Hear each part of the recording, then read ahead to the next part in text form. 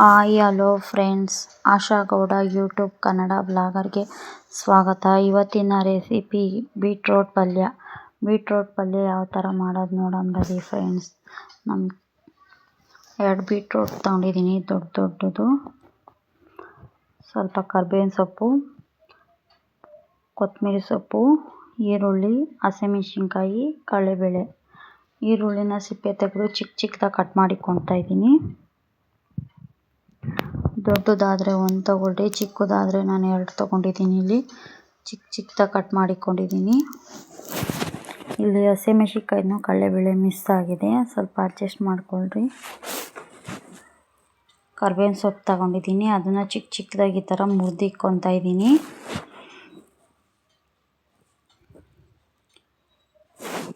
ಕೊತ್ತಂಬರಿ ಸೊಪ್ಪನ್ನ ಚೆನ್ನಾಗಿ ವಾಶ್ ಮಾಡಿಕೊತಾ ಇದ್ದೀನಿ. ಅವಾಗೆ ಬೀಟ್ರೋಟ್ ತಗೊಂಡಿದ್ದೀನಿ, ಸುಮಾರು ಅರ್ಧ kg ಅಷ್ಟು ಐತೆ, ದೊಡ್ಡದು. ಇವಾಗ ಅದನ್ನು ಸಿಪ್ಪೆ ತೆಕ್ಕೊಬೇಕು. ಈ ಥರ ಎಲ್ಲ ನೀಟಾಗಿ ಸಿಪ್ಪೆ ತೆಗಿತಾ ಇದ್ದೀನಿ ನಾನು. ಇದು ಎಳೆದೆ, ದಪ್ಪ ಆಯ್ತು ಅಷ್ಟೇ, ಬಳ್ತಿಲ್ಲ ಇದು ಎಳೆದೆ ನೋಡಿರಿ. ಈ ಥರ ಫುಲ್ಲು ಸಿಪ್ಪೆ ತೆಕ್ಕೊಬೇಕು. ನೀಟಾಗಿ ಸಿಪ್ಪೆ ತೆಗ್ದಿಕ್ಕೊತಾ ಇದ್ದೀನಿ ನಾನು. ಎಲ್ಲ ಇದೇ ಥರ ಸಿಪ್ಪೆ ತೆಗ್ದಿಕ್ಕೊಳ್ರಿ. ನೀವು ಇದನ್ನು ಇನ್ನೂ ಚಿಕ್ಕದಾಗಿ ಕಟ್ ಮಾಡಿ ಅದು ಸಹ ಮಾಡ್ಬೋದು. ನಾನಿಲ್ಲಿ ತುರಿದು ಯಾವ ಥರ ಮಾಡೋದು ಅಂತ ತೋರಿಸ್ತಾ ಇದ್ದೀನಿ. ಒಂದ್ಸಲ ಈ ರೆಸಿಪಿ ಮಾಡಿರಿ, ಸೂಪರಾಗಿರ್ತೈತೆ. ಯಾವ ಥರ ಇತ್ತು ಅಂತ ಕಮೆಂಟ್ಸ್ ಮಾಡಿರಿ. ಬೀಟ್ರೋಟ್ನ ಚಿಕ್ಕದಾಗಿ ಮೇಲಿನ ಸಿಪ್ಪೆ ಎಲ್ಲ ತೆಕ್ಕೊಂಬಿಡ್ಬೇಕು. ನೋಡಿ, ನಾನು ಇವಾಗೆಲ್ಲ ಅದನ್ನು ತೆಗಿತಾ ಇದ್ದೀನಿ ಸಿಪ್ಪೆ ಸಮೇತ. ತೆಗೆದು ಅದನ್ನು ನೀಟಾಗಿ ವಾಶ್ ಮಾಡ್ಕೊಬೇಕು. ನೋಡಿ, ಅದಕ್ಕೆ ನೀಟಾಗಿ 2 ತುರಿದಿಕ್ಕೊತೀನಿ ನಾನು ಇವಾಗ. ನೋಡಿ, ಅದನ್ನು ನೀಟಾಗಿ ಚೆನ್ನಾಗಿ ವಾಶ್ ಮಾಡ್ಕೊಳ್ರಿ. ಅದನ್ನು ವಾಶ್ ಮಾಡಿರಿ. ಇವಾಗ ನಾನು ತುರಿದಿಕ್ಕೊತೀನಿ ಅದನ್ನು.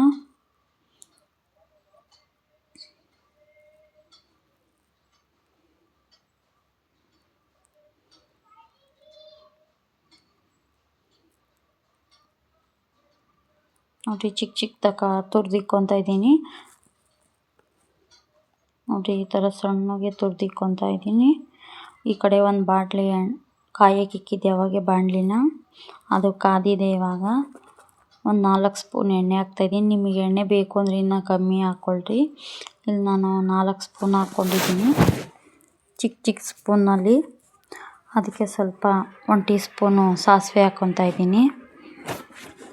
1 ಟೀ ಸ್ಪೂನ್ ಸಾಸಿವೆ ಹಾಕ್ಕೊಂಡು ಅದು ಸ್ವಲ್ಪ ಆದಮೇಲೆ ನಾನು ಈ ಕಡೆ ಅವಾಗೆ ಕಟ್ ಮಾಡ್ಕೊಂಡಿದ್ನಲ್ಲ ಹಸಿಮೆಣಸಿನ್ಕಾಯಿ ಕಟ್ ಮಾಡ್ಕೊತೀನಿ. ಈ ಕಡೆ 1 ಟೀ ಸ್ಪೂನು ಕಡಲೆಬೇಳೆ ಹಾಕಿದ್ದೀನಿ.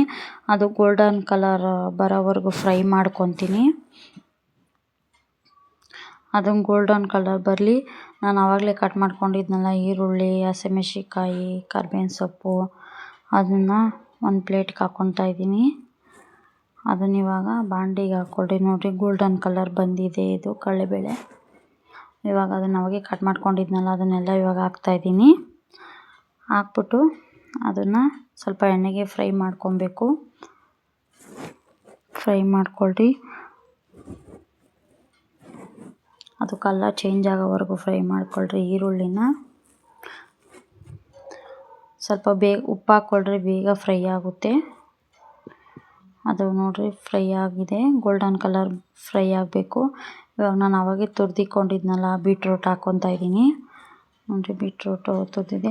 ಸುಮಾರು ಒಂದು ಅರ್ಧ kg ಅಂದರೆ ಒಂದು 3 ಕಪ್ ಆಗೋಷ್ಟಾದರೂ ಹಾಗೆ ಆಗ್ತೈತೆ. ನೋಡಿರಿ, ಇಷ್ಟ ಆಗಿದೆ.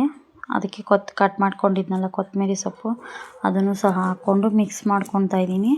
ನೀವು ಬೇಕಾದ್ರೆ ಲಾಸ್ಟಿಗೆ ಬೇಕಾದ್ರೂ ಹಾಕ್ಕೊಬೋದು. ನಾನು ಇವಾಗ ಹಾಕಿ ಮಿಕ್ಸ್ ಮಾಡ್ಕೊತಾ ಇದ್ದೀನಿ. ಅದನ್ನು ಇವಾಗ ಚೆನ್ನಾಗಿ ಮಿಕ್ಸ್ ಮಾಡ್ಕೊಳ್ರಿ. ಆವಾಗೆ ಸ್ವಲ್ಪ ನಾನು ಈರುಳ್ಳಿ ಮಾತ್ರ ಹಾಕಿದ್ದೆ ಅಷ್ಟೇ ಉಪ್ಪು.